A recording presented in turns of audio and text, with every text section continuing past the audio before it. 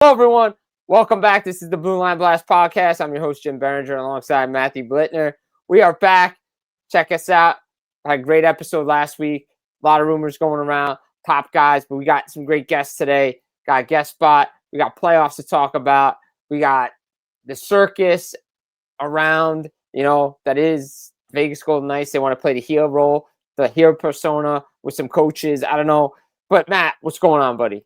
Great to be back, Jim. As always, and as you mentioned, we do have a great guest in the Athletic, Vince Mercogliano, coming on. He's going to break down all things New York Rangers for us, in our typical guest slot on the show, although I will say he is no typical guest. As you said, we'll talk playoffs to begin. We'll get to the circus a little later on around Vegas. I guess we'll start Western Conference Final. I mean, Vegas, Colorado, two clear top teams in the Western Conference this year. And Colorado has gotten through the playoffs mostly unchallenged. I mean, I know Minnesota, had its brief moments where it broke through and it seems like, maybe that would become a series. It didn't. And I mean, they steamrolled over LA. So that wasn't a series. Vegas, they took out a scrappy Anaheim team, and we said it last week that Anaheim will be better off for it because they have to learn to lose before they can win. This is going to be a very interesting series because it's a contrast of styles. Colorado, goaltending sucks. They can overpower you offensively, skill, speed, all that. Vegas is not going to overpower you, speed, skill. Their goaltending is not Vezina level, but their goaltending is decent. If you had to pick one guy in this series for goaltending, I'm taking Carter Hart over what Colorado has. Absolutely. And Vegas, they're going to grind you down. They're going to do what the other teams wanted to do to Colorado and couldn't, but they're going to do it. So this should be a very interesting 7-game series. It should at least go 6-7 games. There's no... barring injuries to everybody, and again, we don't know what Mark Stone's availability will be for Game 1 on Wednesday. Cal McCarr was nursing an injury in Game 5 against Minnesota.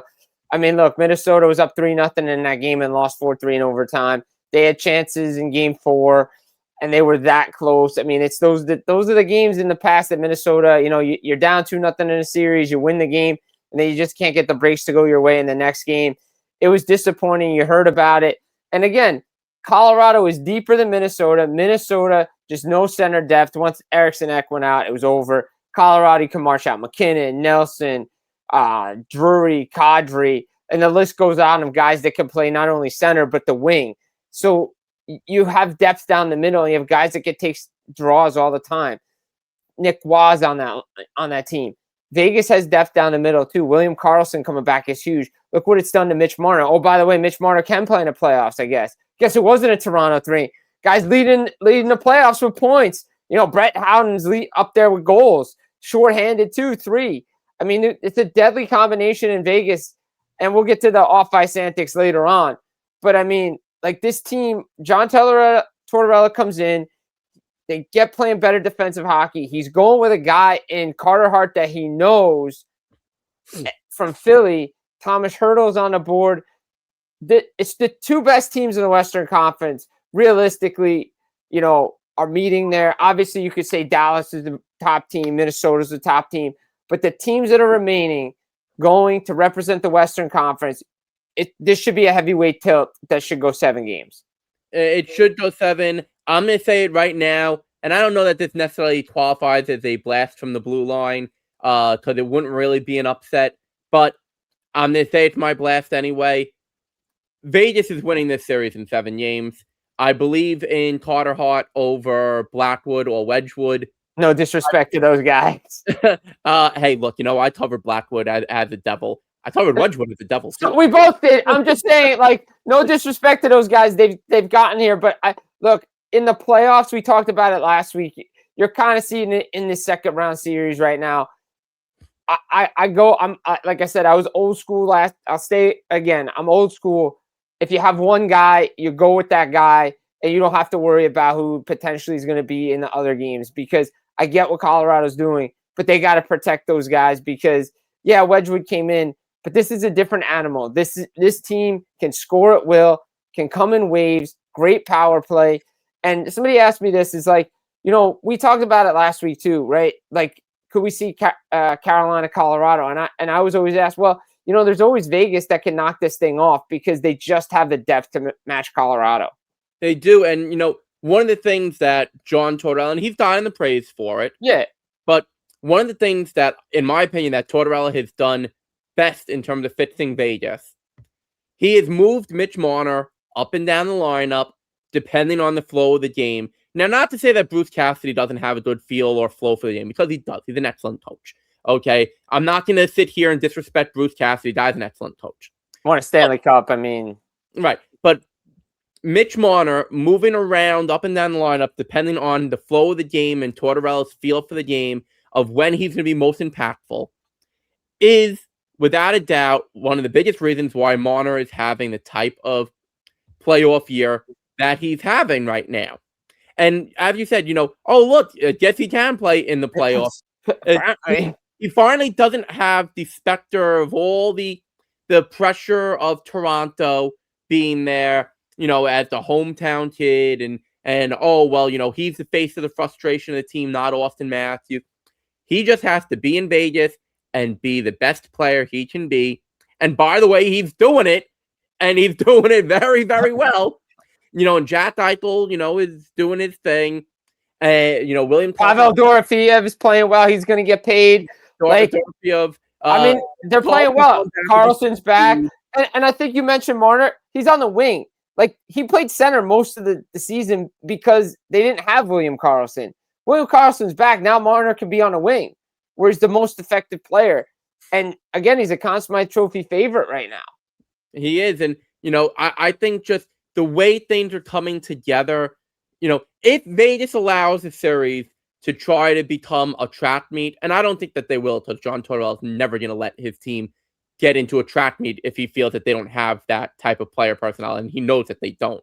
As long as they avoid getting into a track meet with Colorado, Vegas is going to grind down the Avs. That's the way they play. They play a heavy playoff style hockey, which is not what the other teams that Colorado has faced this year have done. It's that simple. I'd hate to call it simple, but it is that simple. Is there an avenue which Colorado wins this series? Absolutely. I'm not saying that Colorado can't win this series. Again, we're both saying it's going to be a 7-game series, but I think Vegas is eventually going to wear them down enough, and their goaltending is going to be good enough, and they're going to match enough firepower where Colorado is going to be taken out of its game, and Colorado is going to fall short of their goal. Yeah, I agree with it. And you mentioned a team that, grinds it out and plays playoff style. That's the Carolina Hurricanes. They're going to be off for 12 days when the Eastern Conference Final begins on Thursday. Way too long. Way too long. Doesn't matter. I still think whoever they match up with in Eastern Conference Final, they're probably the better team, as much as it pains me to say that, but it does. But as an analyst, Carolina has a lot of rest. The way they play, they've had some banged up guys. It's going to help Freddie.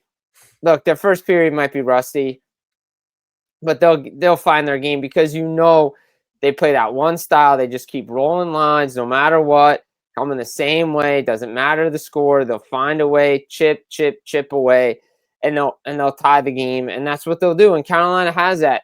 Yeah, their top line's not going, but Stankoven, Taylor Hall's going, Jackson Blake is going, Freddie Anderson's look great between the pipes. Carolina looks like the real deal. 8-0, just sitting home pretty, kicking their feet up, watching a Game 7 between Buffalo and Montreal. They get the winner of that game, and they match up pretty well against both teams. Now, look, Montreal played them tight and hard down the stretch. They in their face, they traded some wins. Montreal got the better of them in a couple of games. Montreal probably with their attitude and their swagger, if they get past Buffalo, they're going to be saying, hey, we took on Tampa. We can take on anybody. It's going to be tough because it's an uphill challenge. And we've seen the way Montreal plays, and both teams play a wide open style. that just goes right into how the Hurricanes play. It doesn't. That's a great analysis, Jim. But I'm going to push back a little bit on one thing. Not Montreal. Carolina has not faced any adversity yet this offseason. It's been a little too easy for them. 8-0, 12 days off.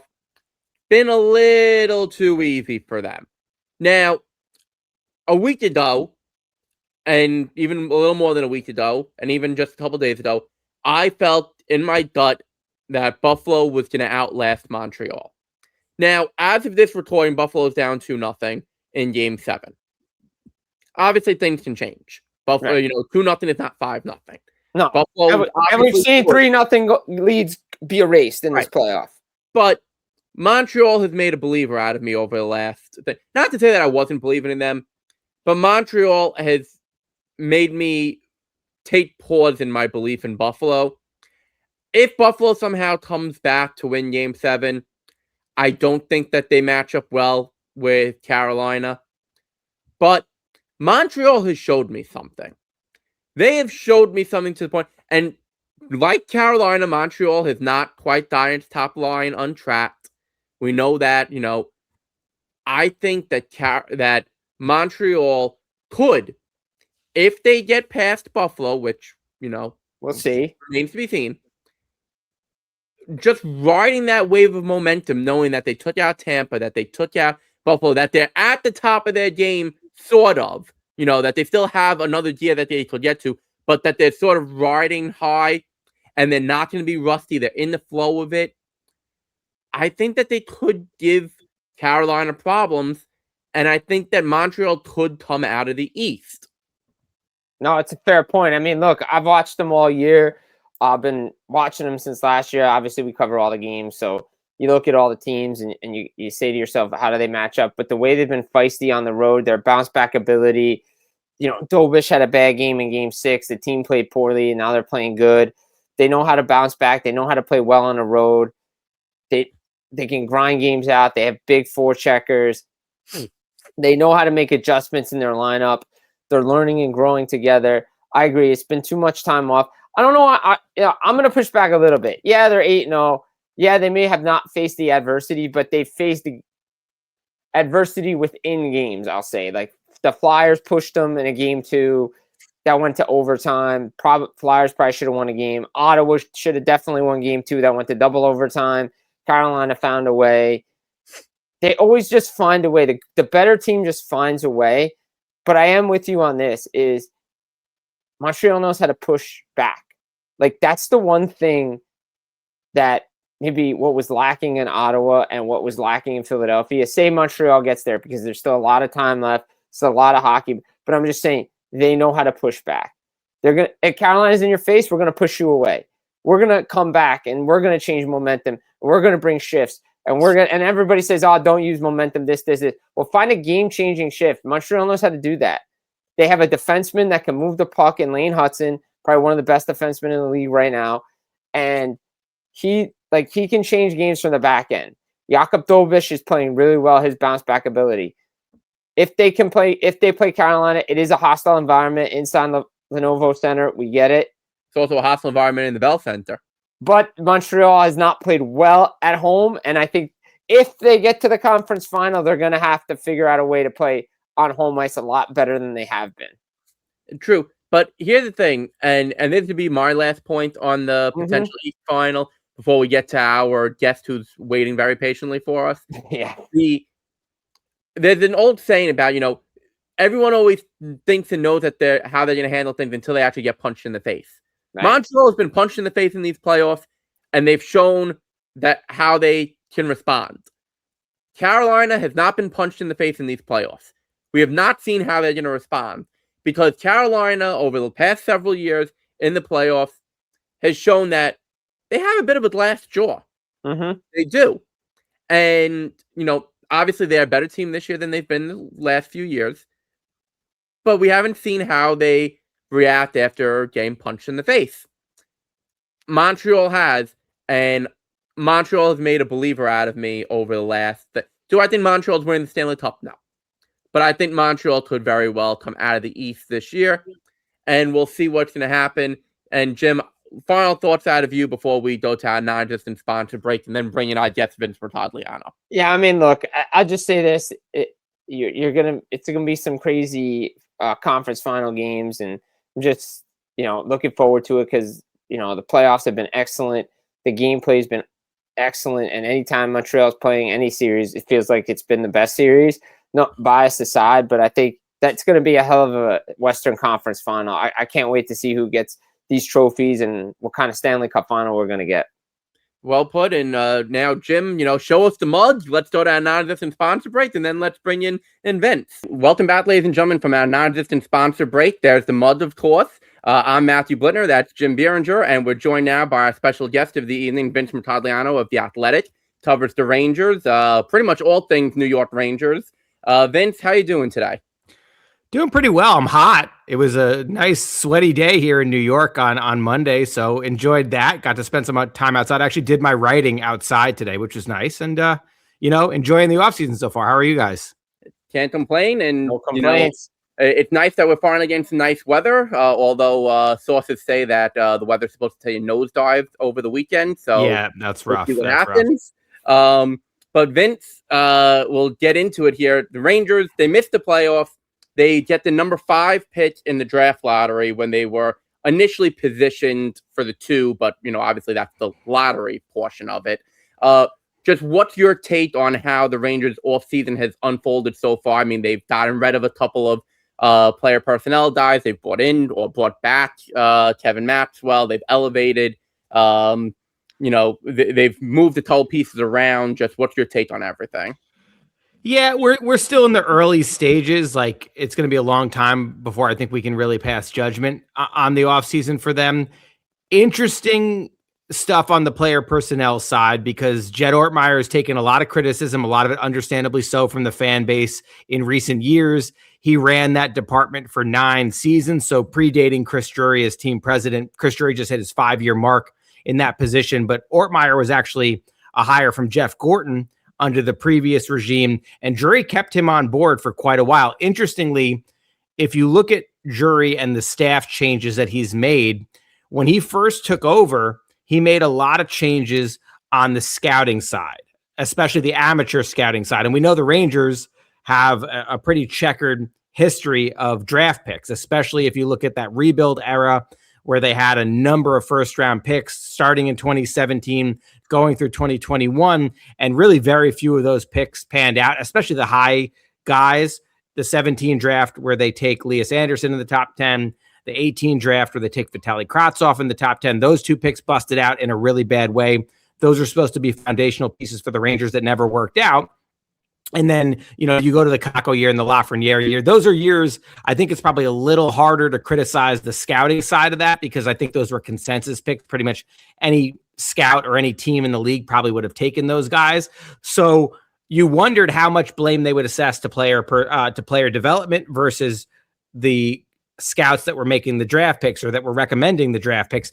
My position, it's kind of like a chicken or an egg thing. I talk about this all the time on my podcast. There's probably blame both ways. I think it's impossible to say it was strictly one or strictly the other.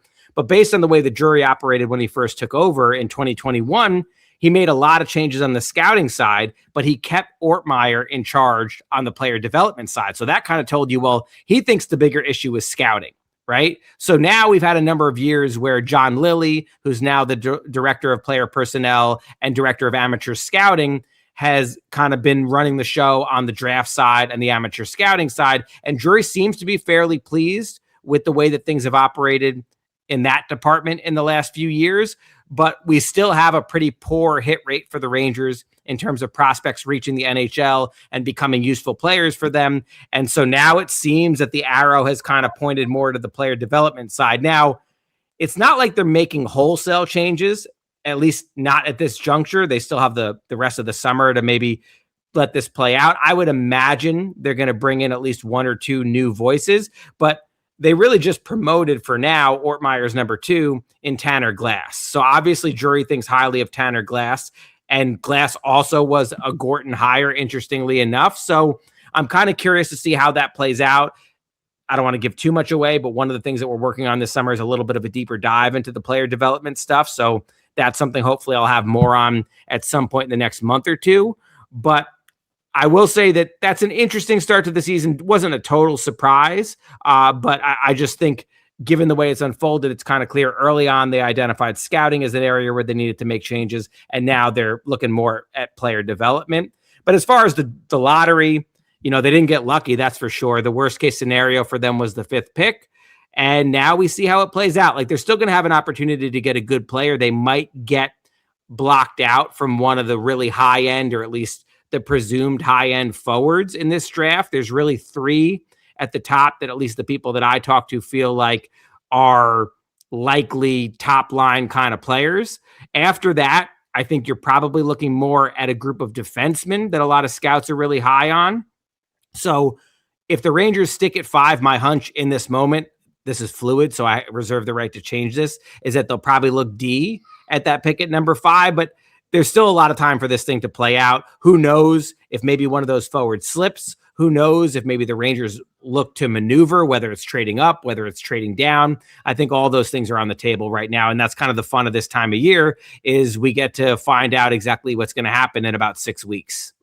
Yeah, I mean, look, the Rangers, obviously Chris Drury put out the letter. Artemi Panarin moved on, made a couple other trades. We saw Jonathan Quick says he's retiring, but you looked at what the Rangers did at the second half of the season with the young kids coming into the lineup, the younger players playing in positions maybe a year ago when all the turmoil was around with like the Jacob Trouba stuff. Do you think, like, if the Rangers take that approach moving forward, playing the young kids up in the lineup, do you think that's something that they can sustain? Because I know it's not been said rebuild, retool, but it feels like the energy of the young players coming in and Mike Sullivan trusting them a little bit more. There's a reason to hope, if you're a Ranger fan, to see the young guys coming along. Yeah, I agree with you to an extent. Like, they definitely gave the Rangers a jolt at the end of the season. I think that's something they were reluctant to do in the past, and maybe that came back to bite them. On the other hand, I've talked to people who think that a lot of those prospects who, yes, they weren't being used in prominent roles, they weren't put in the top 6 and things of that nature, but people I've talked to felt like they shouldn't have been in the NHL at all. Like, some of these guys were rushed to the league before they were ready and would have benefited from some time, be it in a junior league, in the NCAA, in the AHL, whatever it might be. There are a lot of guys that probably arrived before they were ready.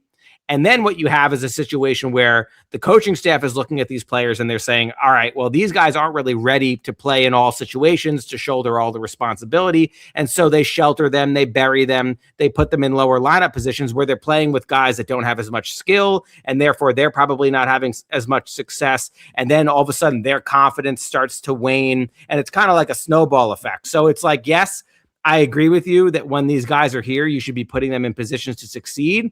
But I also think that if you look at it critically, there's probably a lot of instances where guys were brought to the NHL before they were fully ready. And I think that's something the Rangers have to learn from as well. It's like, don't rush them, but once they get here, then you got to play them in the spots that play to their strengths. And I think you saw some of that at the end of the season. Now, when you're out of the playoffs, I think it's easier for a coach to do that. The Rangers have very much been a win now kind of team in recent years, and I think that has added to the reluctance to trust some of the young guys. What's going to be interesting now next season, they've framed this as a retool. Clearly, at least management has it in mind that they want to turn this around quickly. They want to be competitive, and I do think that they believe that with some changes, they can at least be like a feisty wild card team, a team that hangs around in the race next season. Personally, I think that's feasible, but I think they're a long way away from being an actual cup contender, and that's got to be the ultimate goal here. So I don't think it would be a bad thing for them to go into next season and say, you know what, we aren't going to load up on veterans who are going to take away ice time from these kids that we're trying to develop. We're going to let the kids grow, let them learn on the fly, let them make mistakes and kind of play through it without pulling them back and messing with their confidence and that snowball effect that we were just talking about. But I don't know if they're going to go that route. Like, I think that's one of the big philosophical questions of this offseason is, would it be better for the Rangers to lean into the youth, to maybe accept that next year is not going to be great, get another high draft pick, and hope that along the way you improve on the development side and you build a better foundation for the future? Or are they going to be more aggressive? Are they going to try to bring in guys that help right away? And are they going to look to kind of gear things up and compete on a more serious level next season? In which case, that probably is going to take away opportunities from some of the young guys. So I think that's maybe one of the existential questions that they have to be asking themselves going into this summer. Vince, you brought up a great point about the dual philosophies there. And, they have a coach in Mike Sullivan who, obviously you don't bring in a Mike Sullivan if you don't think that you can win. Now, obviously, they brought him in before last season. They're not bringing him in now. I'm sure it would be a different story. But he obviously has the track record of winning. He doesn't necessarily have the track record of developing young guys. But it seems that Ranger fans, at least from what you and your colleague Peter wrote in The Athletic, you guys polled Ranger fans, and Sullivan sort of escaped the ire of them. Just where do you feel Sullivan aligns with which philosophy? Because, he's a win now coach, but they might not be win now, but at the same time, he might have to adjust. So just what's your take on Sullivan? Yeah, he definitely had to adjust, but he came in under the impression that they were going to try to compete right away. Chris Drury hired him with the intention of competing right away. So clearly they've had to recalibrate those plans to some degree. I can tell you this. Sullivan is not going anywhere. Like, they gave him a hefty contract. I think he might be the safest guy in that building right now. So whatever happens next, he's going to be on board for that. He made that very clear at breakup day. He said he's committed to the Rangers. I think he wanted to put that out there and make sure that people knew that just because they might be going through a couple lean years and they might not be very good, certainly weren't very good this season, that doesn't mean he's going to try to jump ship. So he's on board for whatever comes next. It will be interesting if they take more of that developmental route that we're talking about. And then, how does he operate in that kind of environment? Because that's clearly not a situation that he was in his 10 years in Pittsburgh, nor was it the expectation coming into things with New York. But I think one of the reasons that he has escaped blame, or at least some level of blame, trust me, I heard from a lot of fans that were not happy with certain things. They're always, when the team is playing poorly like that, they're always going to, have enough ire to go around for everybody. But I think critically, objectively looking at this, the roster construction is extremely flawed. Like, what did you expect Mike Sullivan to get out of this team that last year plummeted, and we saw all the flaws really come to the forefront without Mike Sullivan here? And then you bring him in with essentially the same team. You lose Chris Kreider, you bring in Gavrikov, so maybe you feel like, okay, we slightly upgraded on the D-core, although I think you could argue that the D-core remains a really big problem for this team outside of Fox and Gavrikov on the top pair. And clearly the scoring is an issue. And now you subtract Artemi Panarin. What kind of firepower does Mike Sullivan have to work with up front right now? The D-core is very thin beyond that top pair. Really, the Rangers are a team that's built to have really good goaltending and then pray that things go their way. And from a coaching standpoint, like, I find it difficult to look at a lot of things and say, you know what, if he did this better, maybe the Rangers could have been a contender. Like, I think no matter who was coaching, this was not a team that was going to be capable of contending. And then you factor in the injuries, how much time they had without Fox, how much time they had without Igor. JT Miller was playing through a lot of the season hurt. So it's just hard to look at it any way where you're saying, you know what, coaching was the biggest problem. I think roster construction and poor prospect development are the biggest problems for this team. And until they fix that, I think it's going to be hard to objectively point to Sullivan. If you're kind of ranking who gets the most blame, he's not going to be near the top of that list. You mentioned roster construction, and over the last couple of seasons, we've seen Chris Drury make some trades. Obviously, Vincent Trocheck was a name that came up at the trade deadline. We heard Alexis Lafreniere's name out there as well. Do you think that one of those players could potentially be on the move this offseason, like a team, say Detroit, Minnesota, revisits that? Or is that a player that the Rangers feel that they need to keep given the poor roster development and poor prospect development of the team? My full expectation is that Trocheck gets traded this offseason. I think he is fully expecting that as well. I think he was expecting to be traded at the deadline, like we were all expecting him to be. I mean, I had as many sources as I've had on any story that I've reported on expecting that to happen. And the Rangers were clearly shopping him. Like, they talked to several teams about Trocheck. What they did was they made a calculated gamble that the offers that they were getting at the deadline weren't up to what the line they drew in the sand, what they were telling teams, we're not going to trade him for anything short of XYZ. Nobody met that asking price. And so they rolled the dice and they said, you know what, we think we have a better chance of getting that this summer. I think there's real risk involved in that. But I also do, having kind of talked to some people around the league about this and tried to get a firmer grasp on why they felt like that was the right move, I do think that there are reasons to believe they might have a chance of getting a better return this summer. I mean, you look at the UFA class, it is extremely watered down compared to what we thought it might be. And so I think that's going to force teams to look a lot harder at trades.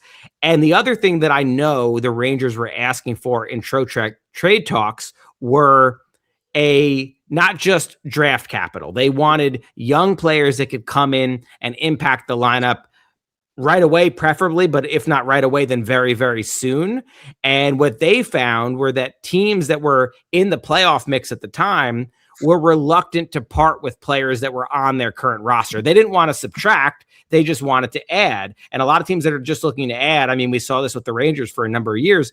They want to trade draft picks. They don't want to trade guys that are helping them right now. So the Rangers felt like, okay, over the summer, when there's a longer period of time where people are kind of maneuvering their roster and there's more avenues for general managers to go to fill holes that might be opened by a separate trade or things of that nature, they just felt like there will be a better chance of getting someone to give them those young players that they covet in return. I do not expect them to make a trade where it's just like a first-round pick or even multiple first-round picks.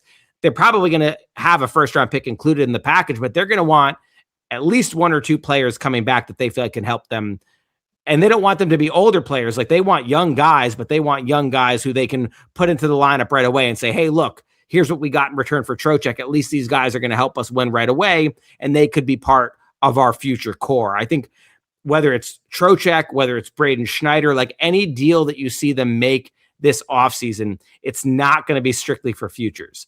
They want young players, but they want young players who can help them right away. And they feel like this summer, between the watered down UFA class and just having more teams involved in the bidding, you know, at the deadline, it was mainly teams that were in the playoff race. But now you could have teams that missed the playoffs and are saying, hey, we want to make a jump next season, and we think a player like Trocheck can help us get there. So they also, I think, feel like they'll have more teams involved in the trade discussions this offseason as well. So I think all of those factors combined lead you to believe there is some logic behind the thinking, but now they have to make the trade, and it has to be a good trade because Trocheck is probably the most valuable chip that they have, at least that doesn't have full trade protection. There's a lot of guys in this roster who have full no movement clauses. Trocheck is one that's valued around the league, that they can still move without having to get his permission. He's going down to a 10-team no trade list. That leaves, 21 teams the Rangers can do business with. So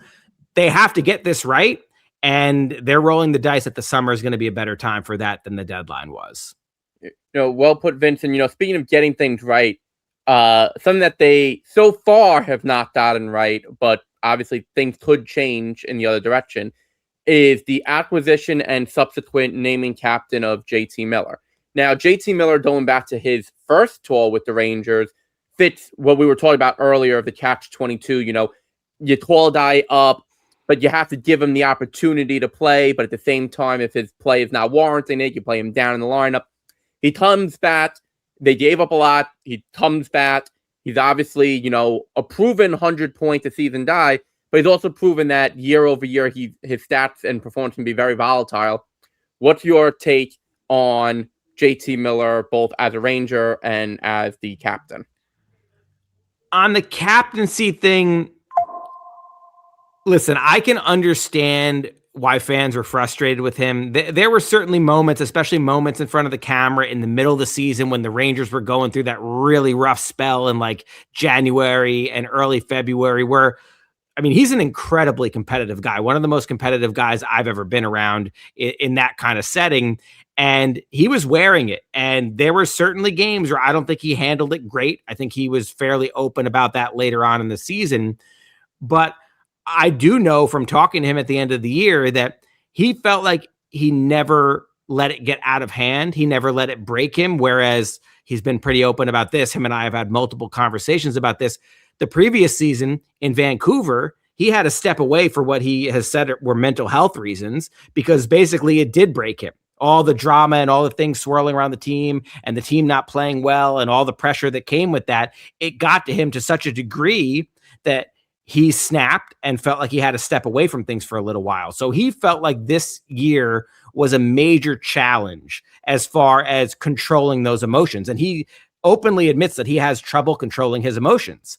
So in some ways, I think that you got to give him some credit because things did not blow up. There was not quite as much off-ice drama this year as there was the year before. Now, the on-ice product was probably even worse. The overall record was definitely worse. So both seasons were kind of equally disasters, but like for different reasons.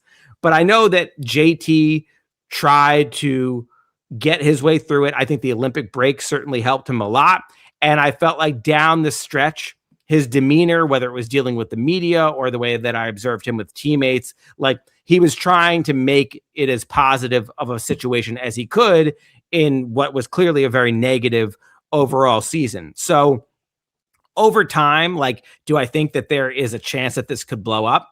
Absolutely. Again, this is a guy who wears it on his sleeve, who is, maybe not everybody's cup of tea as far as his leadership style. Like he can be abrasive, he can be in your face, he can be downright angry.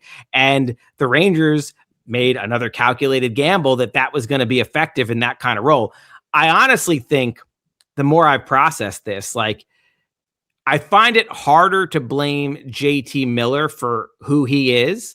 He's a flawed person. Like he's admitted that. We've had some pretty open conversations about that, but the Rangers decided that this person who's had these emotional regulation issues that have been fairly well documented, that was the guy that they wanted to put all the pressure of the captaincy on. And that to me seems like, you brought this guy in here to essentially be a savior. You want him to be the new identity of the team. You want him to play at an extremely high level, a level that at this stage of his career, 33 years old, he might not be capable of reaching anymore. And then on top of that, you want him to shoulder the burden of having to be the front-facing voice of the team and talk to the media every day and deal with the pressure of the captaincy. Like it just feels to me like the Rangers are asking a lot out of him. And so honestly, if it does blow up, I think the blame will fall more on them than it would on him, because we know who he is. And he is, again, to his credit, even if you don't like him, and I can understand why he would rub certain people the wrong way, like he's pretty open about who he is. And he's a guy that's, going to be in your face and going to be abrasive and going to not maybe be the most pleasant guy all the time and going to demand a lot out of his teammates and maybe not do it in the friendliest or most polite way. So like all of those things come with it. And the Rangers decided that that's the guy they're going to hitch their wagon to. I also think from an on-ice perspective, and listen, he definitely played through some injuries. He hasn't wanted to use that as an excuse. So he hasn't been really open about exactly what those injuries were. I have some inklings for at least one or two of them, but he was definitely banged up. But I also just think, again, like, look at what he did for the Olympic team.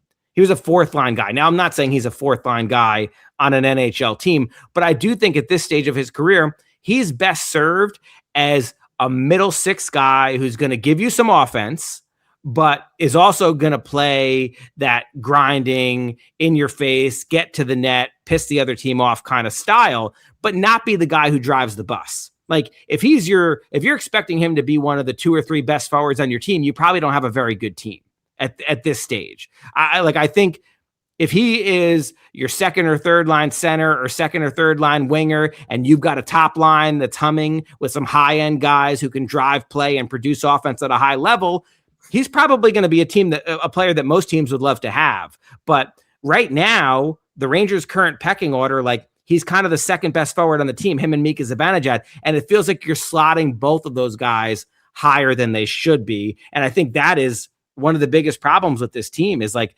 they need high-end play drivers at the top of the lineup. And right now they're relying on a couple 33-year-old guys who probably are a little past their prime to get that done.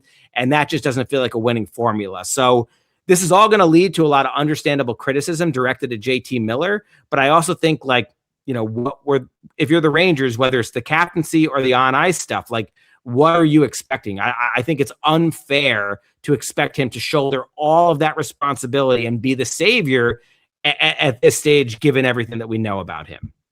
Well, Vince, I'll say this. The Rangers might not have the winning formula on the ice right now, but it's certainly been a winning formula having you break it all down for us right here on the Blue Line Blast podcast. So we appreciate you coming on, ladies and gentlemen. This has been a talk with Vince Mercogliano of The Athletic. Please check him out at The Athletic. And we'll be back with more Blue Line Blast podcasts after this break with our non-existent sponsor. All right, ladies and gentlemen, welcome back from our second non-existent sponsor break of the show. There's the mug, of course. We're still waiting for someone to claim it. And Jim, you know, that was a great conversation about the New York Rangers with Vince Mercogliano of The Athletic. We thank him for coming on and sharing his insights. And now it's time to delve into what you appropriately called at the beginning of the show, the circus. Yeah. Not the Ringling Brothers circus. Oh. But you know, there's not elephants and high wire acts. And, well, actually, I guess Vegas is sort of pulling a bit of a high wire act, daring the league to come down on them. And the league has already come down on them once. Vegas fired Bruce Cassidy with a handful of games to go.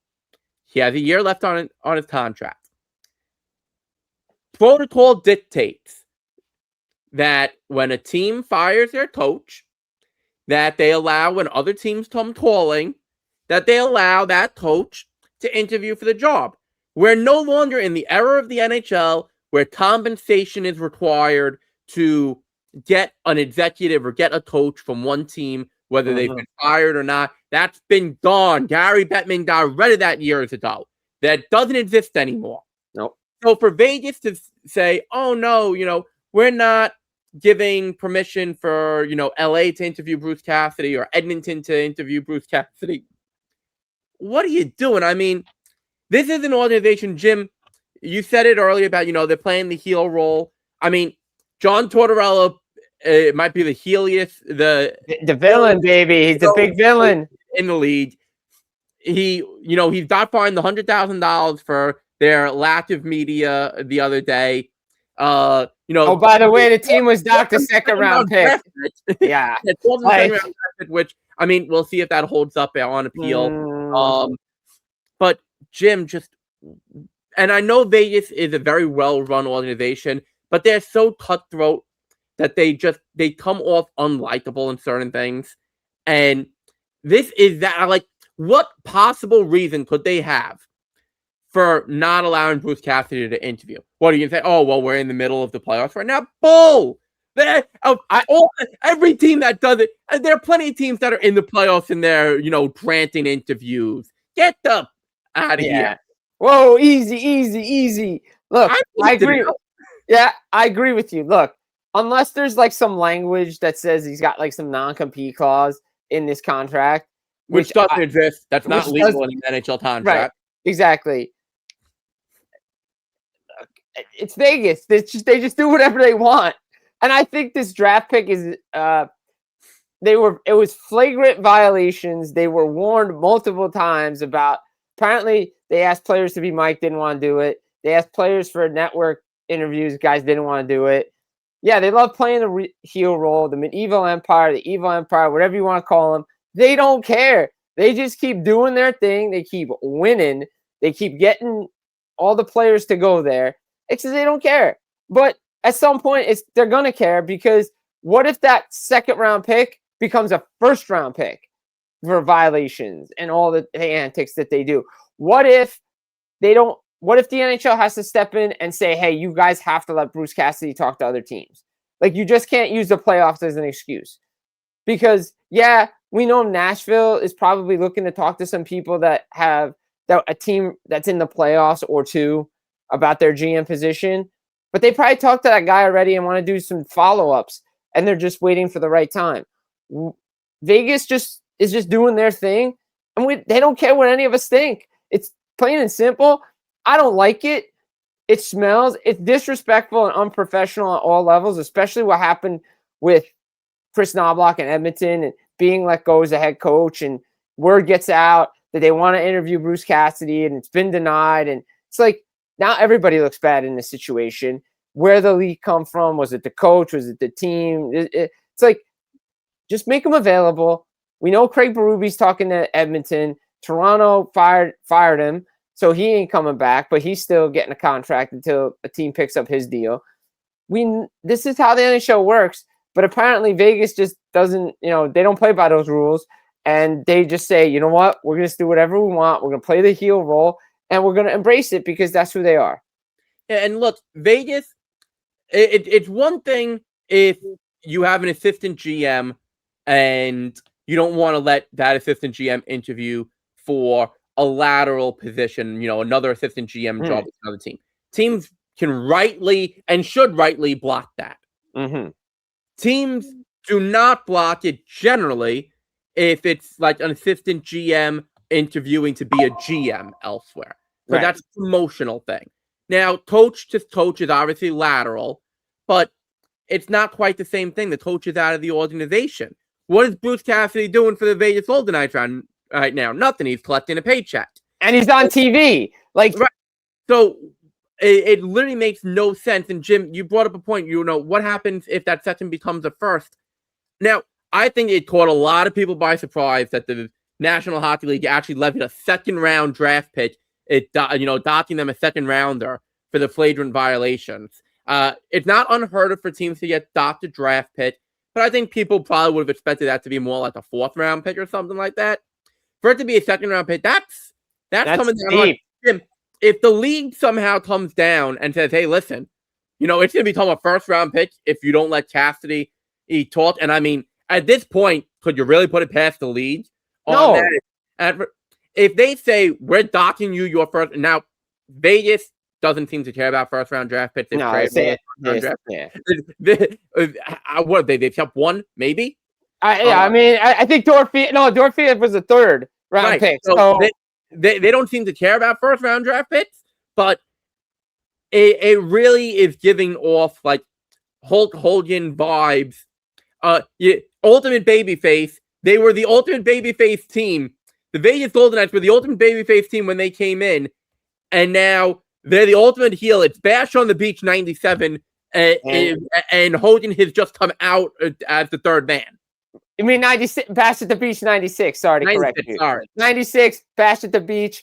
The NWO was formed. Now I'm gonna push back one thing on Vegas. One thing. I think they were the likable team when they came in at the beginning of the season. I think they were the most hated team at the end of the season because Vegas did things you're not supposed to do as an expansion team. And that is go to the Stanley Cup final in your first year of existence. I don't know that they were not liked for doing it. I think there were some GMs who felt that they got swindled, but were able to look at it through a clearer lens and be like, they within the rules they played us, and good for them. I think they sort of became the heels when they were ruthless with Jonathan Marchessault a couple of years ago. Oh, I think it was even before that. Marc-Andre Fleury, Robin Leonard, list goes on. The LTIR stuff with an aging goaltender. I'm going to push back a little. They were tweeners with Fleury. Yeah, and Alan Walsh can come at me all he wants. I'm right here, Alan. Yes, it wasn't great what they did to Fleury. It was an aging goaltender, dude. Like, come on. Yeah. I mean, they had better goaltenders. Now we're going to see what happens in the offseason with some of their guys. Like, does Aiden Hill get traded? Does Thomas Hertl get traded to open up cap space? Like, this team is very cutthroat. They're heelish. And this is what they do. And you hope Bruce Cassidy gets to interview at some of these places because, again, it just comes off unprofessional on all counts. I hope Bruce Cassidy not only gets to interview with Edmonton, but that he gets the job in Edmonton and then he goes to the Western Final with Edmonton, and yeah, I guess if one of them was a wild card or something, and knocks out Vegas in the Western Final in order to go on to the Stanley Cup Final. I like it. So a little crossover action into the Central, or maybe, hey, even better, knock them out in the first round. Why not? Like, just ultimate storyline coming full circle right away. Just No, because Vegas has to be feeling their oats when he does it. First round, they're not feeling their oats. Conference Final, they're feeling it. They're like, okay, yeah, we're big. We're back. We're here. We're one step away from our goal. First round, they're not really feeling their oats yet. Yeah, that's true. Look, Vegas, they love what they're doing. A lot of coaching changes. We're going to see what happens. Let's see if Bruce Cassidy gets to interview someplace. We know Toronto's looking for a new coach. Edmonton, LA, bunch of places. As far as we know in New Jersey, Sheldon Keefe is pretty good, I guess, right? I think so far. I don't think that Sheldon's safe. Yeah, I would think Sheldon is safe. So we're going to find out what happens. Stanley Cup playoffs continue to roll on. Western Conference Final Wednesday. Eastern Conference Final on Thursday. Blue Line Blast podcast here. Vince Mercogliano here, The Athletic, talking Rangers. Great guest. We're off for Memorial Day. We hope everybody has a great Memorial Day. Enjoy the Stanley Cup playoffs. Again, Blue Line Blast podcast up on YouTube. Like, subscribe, follow along. Jim Biringer, Matthew Blittner. Guys, take care.